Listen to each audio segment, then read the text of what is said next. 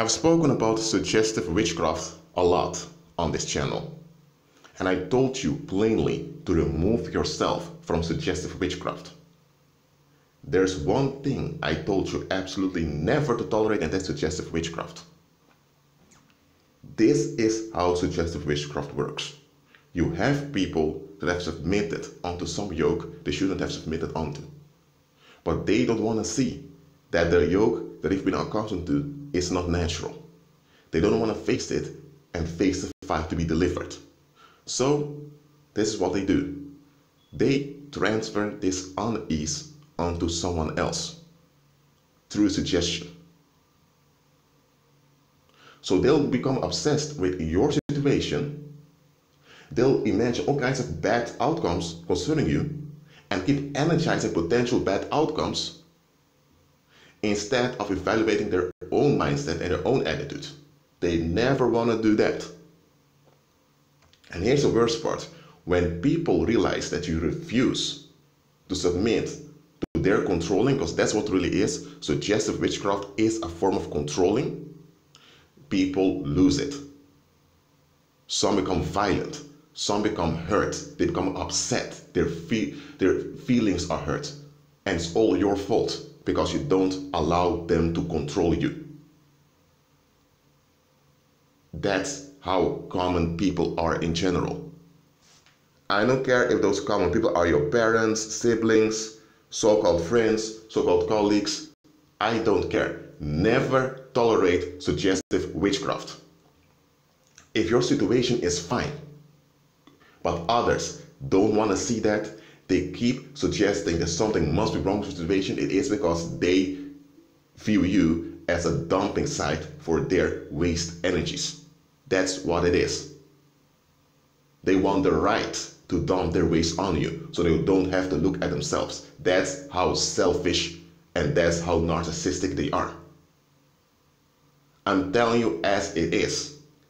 Do not put up with suggestive witchcraft. If someone is not aware that demons are using them, that's something else. But you have folks that know very well what's going on. They just don't want to give up their relief seeking.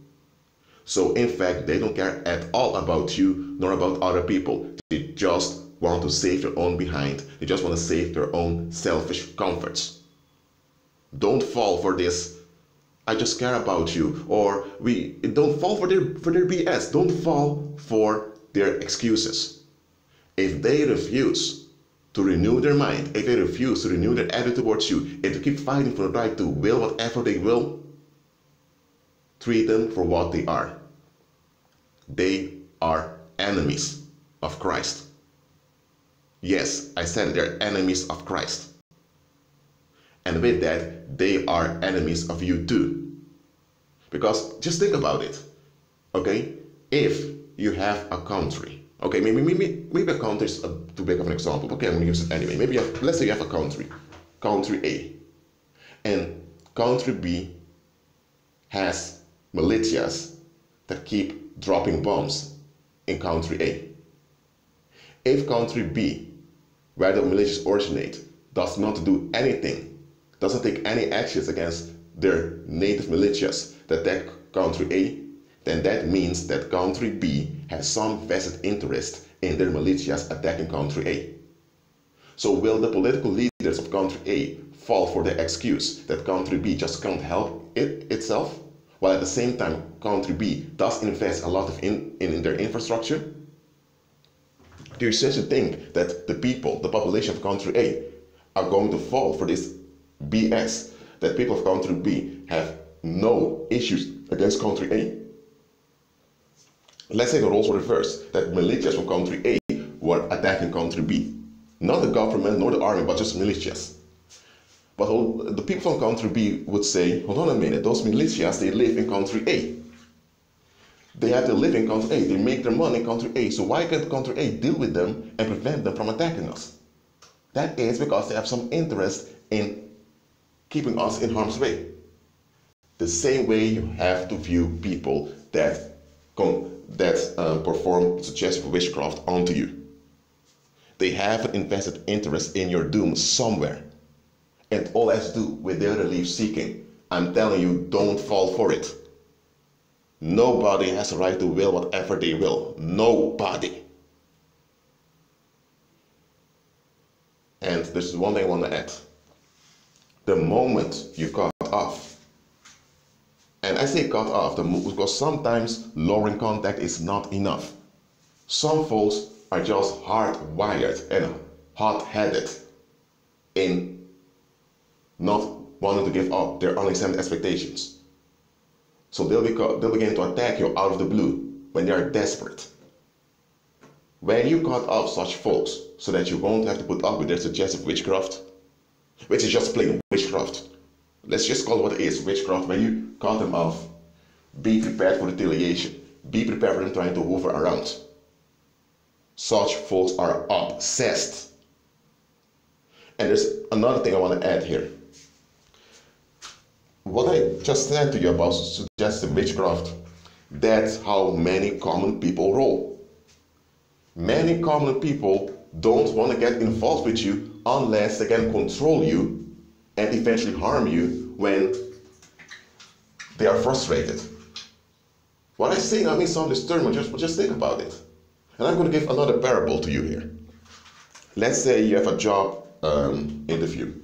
The recruiter is asking questions to the one that applied for the job.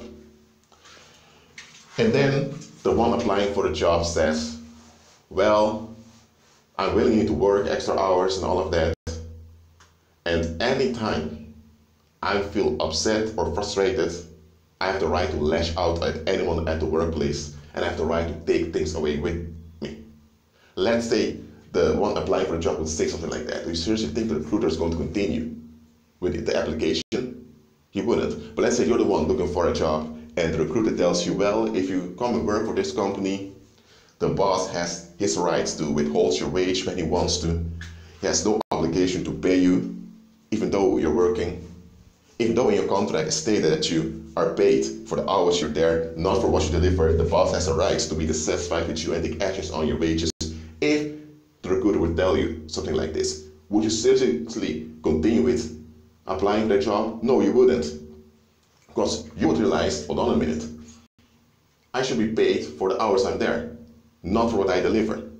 If that's not in the contract, that means that the boss cannot take away wages from me. First of all, he's not even allowed by law to do that.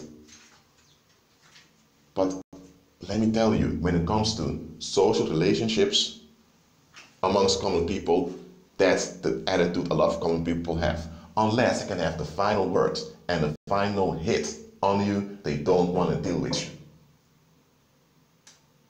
Well, once you realize that there are consequences in case their will gets out of line, they begin to avoid you. Because they don't want to be held accountable. They want to hang around people whom they can victimize at will. That is how many common people are. They don't want to hang around righteous people. Because with righteous people, there are no excuses. With righteous people, there are repercussions. With righteous people, they'll be forced to comply at their own expense if they are in the negative. You understand now why pagans in general can't stand common people. You understand now why Christ himself, the Lord, did not yoke himself with common people. And a lot of you have common people who are part of your household who are haunting you. I'm telling you, those people are there to haunt you. It's not a blessing that you are around them. Neither is a blessing they have access to you. They're used by Satan to haunt you. It can be that there are difficult circumstances around you and that you're only passing through those circumstances. Yet they see those circumstances and they keep financing those circumstances by murmuring and complaining and by suggesting bad stuff upon you. What's that? Look, if there is a terrorist organization that's haunting a country or that's haunting a community, and you have people financing that terrorist organization, they donate money to it. What's the conclusion there? They are empowering terror. They are empowering the destruction that the terrorist organization wants to bring. Now, if anyone donates money to a terrorist organization, not only is a terrorist organization, such an individual will be treated as a terrorist also. And it doesn't matter in which country you are, you would be arrested and in some cases even executed because you are endangering the community. So those pagan politicians, they're far more realistic than many people out there. Because many people out there, both common people and unfortunately believers, they put up with suggestive witchcraft. And I'm telling you, do not put up with it. Okay? Those folks are haunting you.